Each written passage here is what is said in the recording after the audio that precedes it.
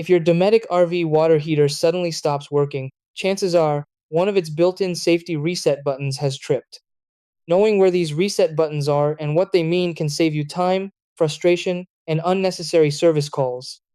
Dometic RV water heaters use two different reset buttons, each with a specific safety role. The interior reset button is usually located inside your RV near the water heater control panel.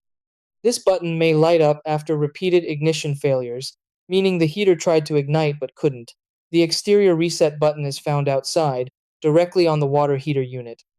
This one physically pops out when tripped and is tied to the ECO energy cutoff safety system, which shuts the heater down if water temperature exceeds about 180 degrees Fahrenheit to prevent overheating. To reset the system, first confirm your propane supply is on and your RV has both 12-volt power and shore power if required. Press the interior reset button if it's lit, then check the exterior button and firmly press it back in if it has popped out. If the heater still won't operate, inspect common problem areas like the 12-volt fuse, propane valves, and bypass valve position. A failed thermal cutoff fuse is another common issue and can be tested with a multimeter. After resetting, monitor the heater closely if it runs longer than 10 to 15 minutes without shutting off. A faulty thermostat or control component may need professional service.